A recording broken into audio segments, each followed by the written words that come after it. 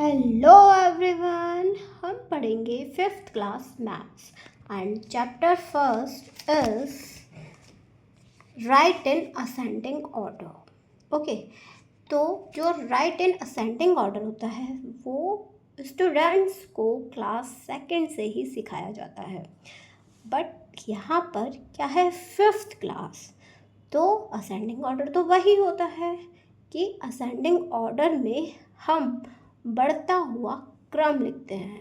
It's a increasing order. ठीक है, कोई भी ऑर्डर कब इंक्रीज होगा?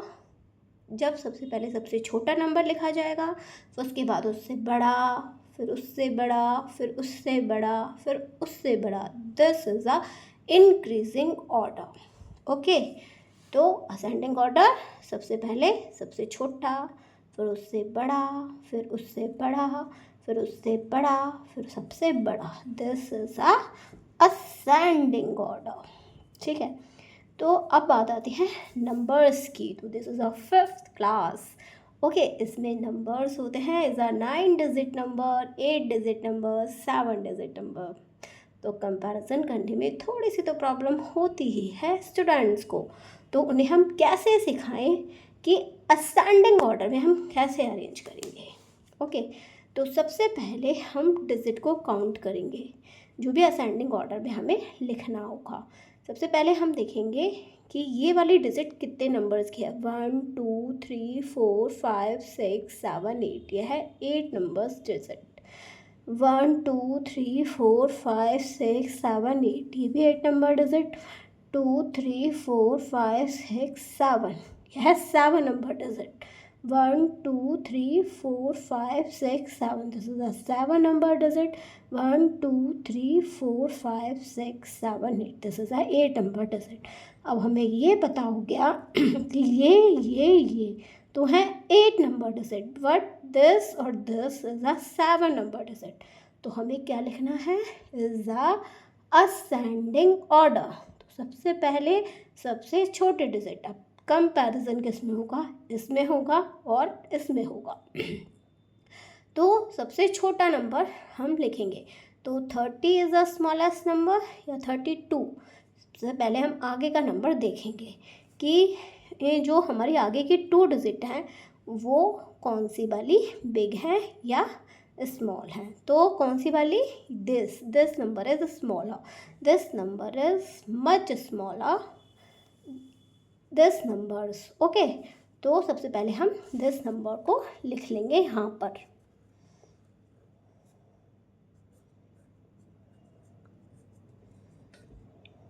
ठीक है, अभी कॉमा नहीं लगाएंगे, मैं कॉमा का सेपरेशन भी सिखाऊंगी, जो एक प्रॉपर वे होता है वो मैं सिखाऊंगी आपको सिर्फ इसी एक क्वेश्चन से, इसलिए वीडियो को कंप्लीट देखिएगा।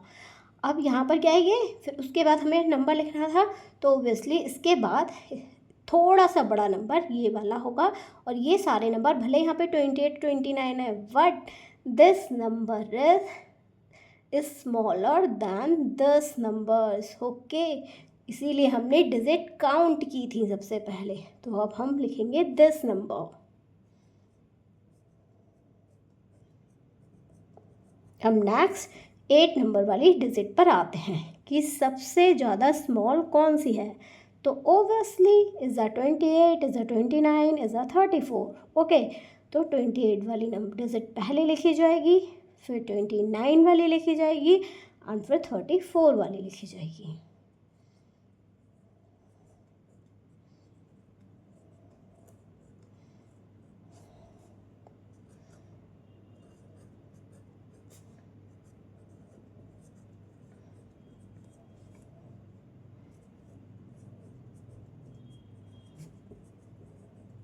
This is a ascending order.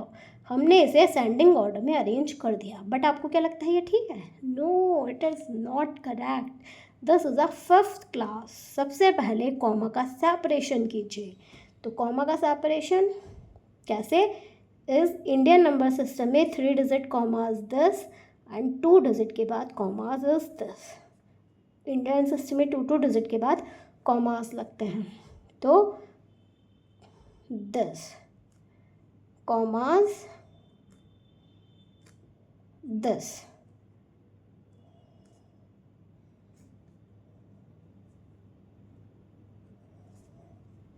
यहाँ पर देखो, ये 3 डिजिट, ये 2 डिजिट, ये 2 डिजिट, ये है, ये 2 डिजिट यहाँ पर एक कवर नहीं हो पाई, इसलिए खाली 1 डिजिट ही रह गई।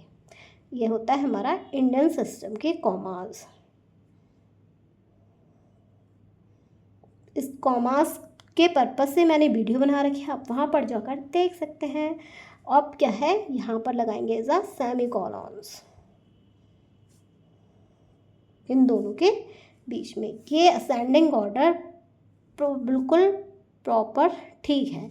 असेंडिंग ऑर्डर जो एक अच्छा स्टूडेंट होता है वो इसी टाइप से करता है। स्टूडेंट्स अगर नेचुरली भी लिखे आएंगे ऐसे, हाँ जी ठीक है, बट अगर कॉपी अच्छे स्टूडेंट की होगी वो इस बेस से क्वेश्चन को सॉल्व करेगा एज अ असेंडिंग ऑर्डर। लेकिन इसी के लिए मैं आपको एक बात और बता दूँ, ध्यान से सुनना, बहुत ध्यान की बात है।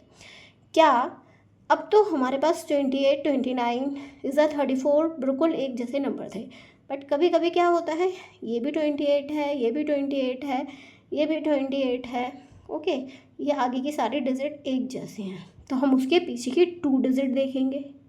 अगर उसके पीछे की भी 2 डिजिट एक जैसी हैं, फिर हम उसके आगे की 1 डिजिट देखेंगे। इस टाइप से हम पहले नंबर की कंपैरिजन सिखाएंगे, तब हम उसके बाद ही हम असेंडिंग ऑर्डर को क्लियर कर पाएंगे स्टूडेंट्स को, वो तभी अच्छे से सीख पाएंगे। ओके, इस बात का ध्यान रखना कि असेंडिंग ऑर्डर सिखाने से पहले नंबर की कंपैरिजन करना ज़रूर सिखा दीजिएगा, तभी बच्चे असेंडिंग ऑर्डर सीख पाएंगे। Okay, thank you, bye bye.